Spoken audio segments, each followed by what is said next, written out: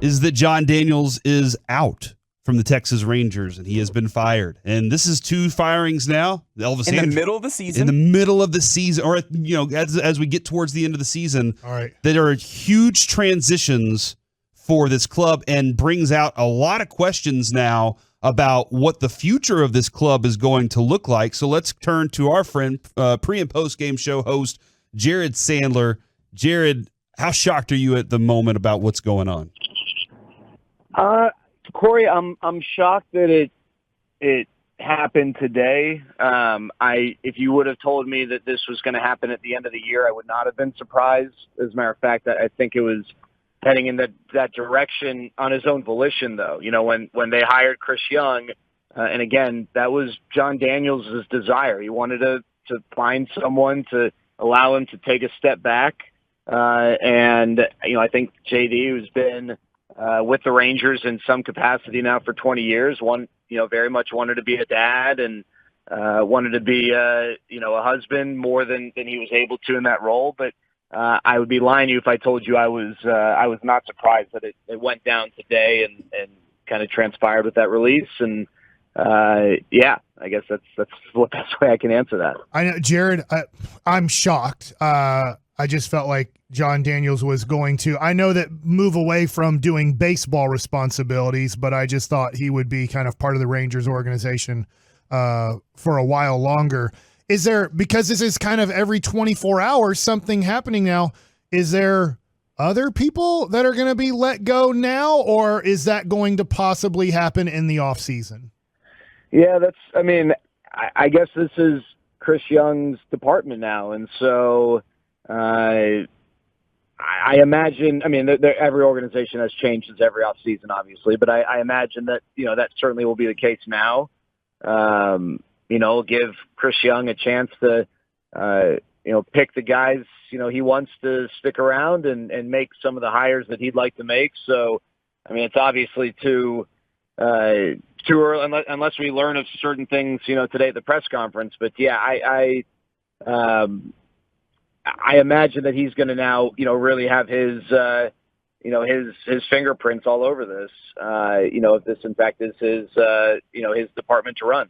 The press conference, by the way, will be carried right here on 105.3 The Fan at 2:45 today during the G-Bag Nation. I know, Jared, this will probably be a question for Ray Davis because you're not him, but do you think Ray Davis knew a few days ago he was going to do this, or maybe the response from fans and media that they were disappointed with Jon Daniels' acquisition of talent over the last 5 to so years, that he just said, you know what, I'm going to go ahead and do it now too, so the fans that are really upset with Jon Daniels also get satisfied too? Yeah, I'm not sure. So the first part of the question was, did he know 2 days ago, right? I don't know. I thought JD's answers were telling, not only in the press conference but on the Fan, about how there'll be a time for him to receive that evaluation. And right now, he was just saying the focus was on getting Tony Beasley acclimated in that role. And maybe he knew that something like this was coming. Maybe I can't imagine anything's changed Ray Davis's mind in the last 2 days.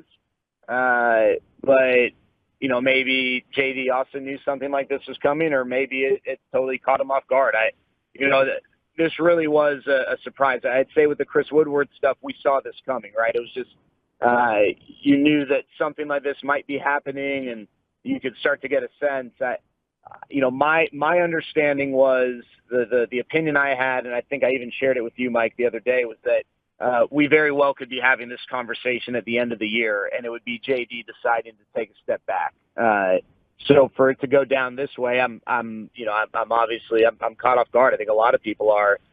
So I can't, I don't even know that I've had time to formulate thoughts and opinions on it, but I can't imagine anything's changed in Ray Davis's mind over the last 48 hours. Ray Davis must feel at this point that they are close enough to like as far as talent goes to make that transition into being a competitive team. That's what he actually said. The bottom line is We have not had a winning record since 2016 and for much of that time, and have not been competitive in the AL West division. And he thinks they're heading in the right direction, but he's looking at this business-wise going, we need to pep up. We need to make a transition at the top so that people understand the urgency with which I want this team to understand where we should be competitively. That's kind of what I'm gathering right now is the not that the leadership was failing miserably from Ray Davis's perspective, but that a complete new voice might be something that really gets the team to realize what they should be looking forward to.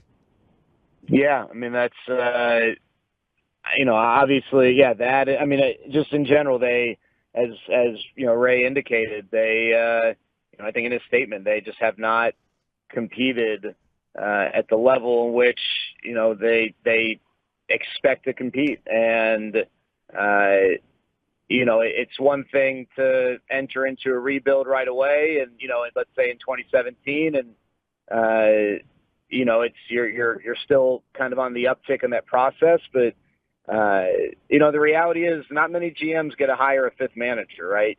And just because typically that means that things are not going smoothly, and the Rangers are not going to make the playoffs this year. They have not made the playoffs since 2016. Haven't won a playoff series in much longer than that, obviously.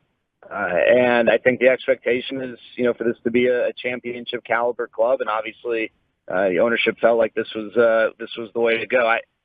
I'm going to say this, and I know that Jon Daniels has been a hotly debated figure in Rangers conversation for years. I don't know, what he wants to do next. Does he want to take some time off? Does he want to get back in? I have no idea, but if anyone thinks that the Jon Daniels tenure or era here was anything short of a big success, no matter what your lasting taste is, then you're incredibly mistaken, because that's the guy who orchestrated the best years in franchise history. And, there are a lot of stuff that, happens that none of us are even privy to, and certain challenges and obstacles. But, I'd also say that through some tough times, social justice stuff, and maybe this is going to tick people off, in the pandemic, I thought the leadership he demonstrated was something that a lot of people who were tied to the organization in some capacity were proud to be a part of. And so, but he was, not many GMs stick around as long as he did, and for a reason. I know that there are people who are happy right now. I know there are people who are celebrating. I get it. I see all the conversation, but,